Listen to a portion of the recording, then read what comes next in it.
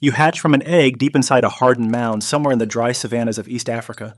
Your body's soft, pale, and barely able to support itself as you push forward into a tunnel already packed with movement.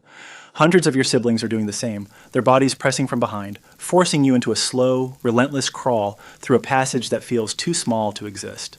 There is no space to stop, no space to turn, only forward, always forward, as the colony begins deciding whether you are worth keeping alive. A worker approaches and taps your head with its antenna, inspecting you without hesitation, then nudges you into the flow as if you were just another piece of material being sorted. Ahead of you, one of your siblings becomes lodged where the tunnel narrows, its legs pinned uselessly against the walls, its body twitching as it struggles to break free. The workers do not help it escape. They begin pulling it apart instead, dismantling it piece by piece until the obstruction is gone, and the line continues moving as if nothing happened. You are carried deeper into the mound where the air grows thicker, and the tunnels open into a larger chamber lined with pale fungus rising in layered ridges along the walls.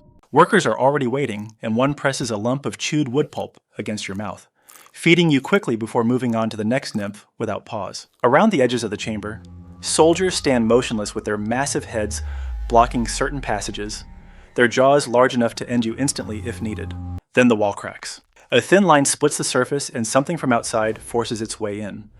The colony reacts immediately, but you do not understand what is happening yet.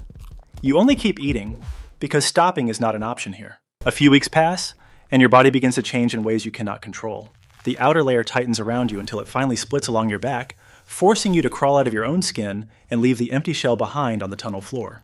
A worker immediately inspects you, tapping along your head and abdomen as if checking for defects, then redirects you toward a different passage where the movement is faster and more organized. You are no longer just surviving. You are now expected to work. You join a line of workers moving in both directions through a narrow tunnel, each one carrying something in its mandibles. The individual ahead of you grips a pellet of soil and starts forward, so you do the same, picking up a piece of dirt and following the chemical trail laid out along the ground. There is no instruction, no explanation. The trail tells you everything you need to know, and you follow it without question, walking the same route over and over again as soil moves one way and food moves the other. After several trips, the tunnel ahead collapses without warning, burying two workers under a loose pile of dirt. Their legs twitch briefly before going still, but the line does not stop. The workers in front of you climb over the debris and continue forward, so you follow them, stepping across the buried bodies as if they were part of the structure itself. No one digs them out. No one slows down. The work continues. Eventually, the trail leads you upward toward an opening where light spills into the tunnel for the first time. The workers ahead of you dump their soil outside and immediately turn back, so when you reach the surface, you do the same, dropping your pellet onto the growing mound. The brightness is overwhelming, sharp and painful against your undeveloped senses, forcing you to turn away almost instantly and retreat back into the darkness where the trails are clear and the purpose is constant. On your way back, the worker ahead suddenly stops, its antenna raised as the chemical trail fades into nothing. Something has crossed the path, breaking the signal and scattering the line into confusion. For a moment, there is no direction, only hesitation. Then one worker finds a faint secondary trail and begins moving again, and the others quickly fall in behind it. You follow without thinking, because losing the trail means losing everything. Months pass and the work never changes, only the location. You are moved into the fungus gardens, where pale growth spreads across the chamber walls in thick, layered ridges that feed the entire colony. Workers around you harvest fragments of wood brought in from outside, chewing them into a soft pulp before pressing the material carefully onto the comb. You follow the same process, repeating the motion again and again, adding to something that must remain perfectly balanced if the colony is going to survive. At first, everything seems stable. The fungus grows evenly, its surface smooth and white, and the trails between the garden and the nursery remain clear. You carry nodules back and forth, feeding developing nymphs that will soon replace workers that have already been lost. Nothing stops. Nothing slows. Then you notice a section of the comb that looks different. The color has shifted from pale white to a dull green, and the change is spreading.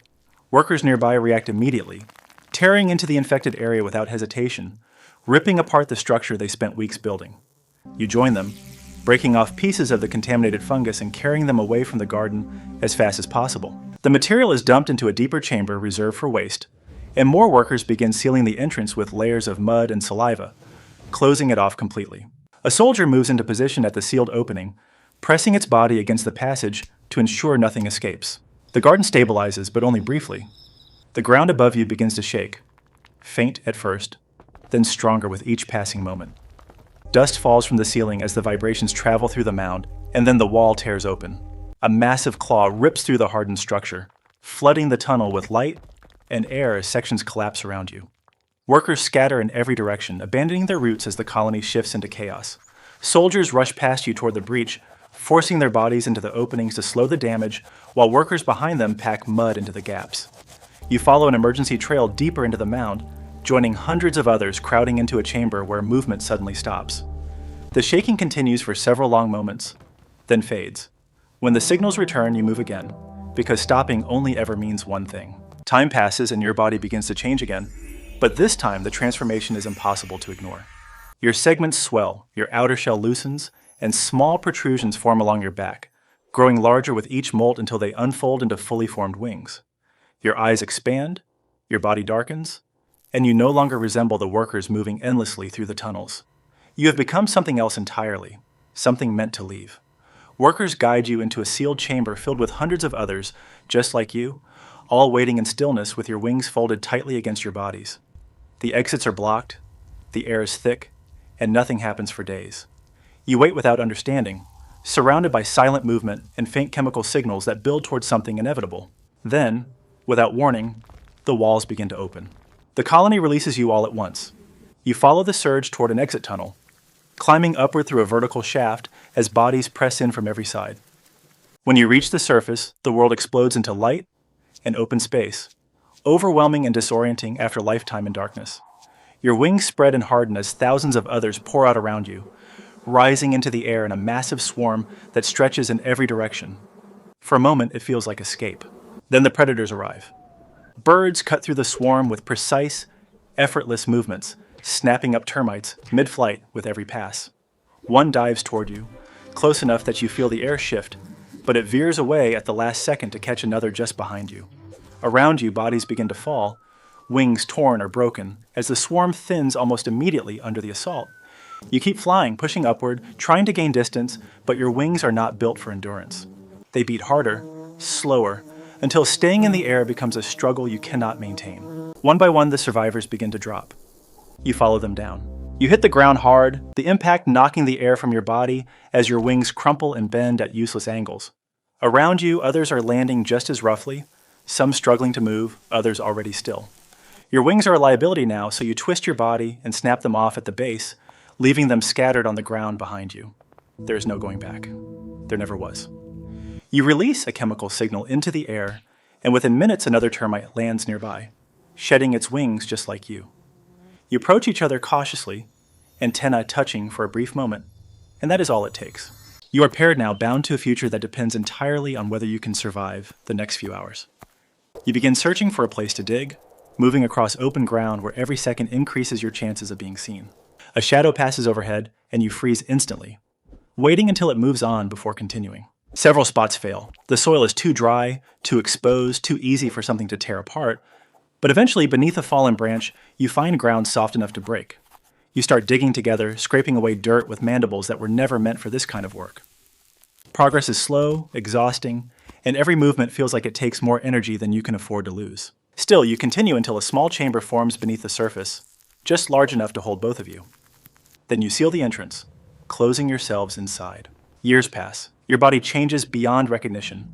Your abdomen swelling until you can no longer move, stretching into a massive, pulsing form that dominates the chamber. Workers now surround you constantly, feeding you, cleaning you, carrying away the endless stream of eggs you produce. The colony grows, expanding outward, thousands of individuals building something far larger than either of you could have created alone.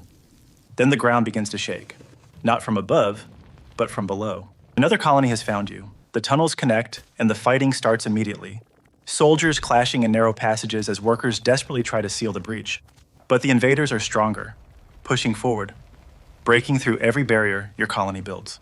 The battle moves closer and closer until your chamber is no longer safe. Your mate stays beside you as the first enemy soldiers break through the walls.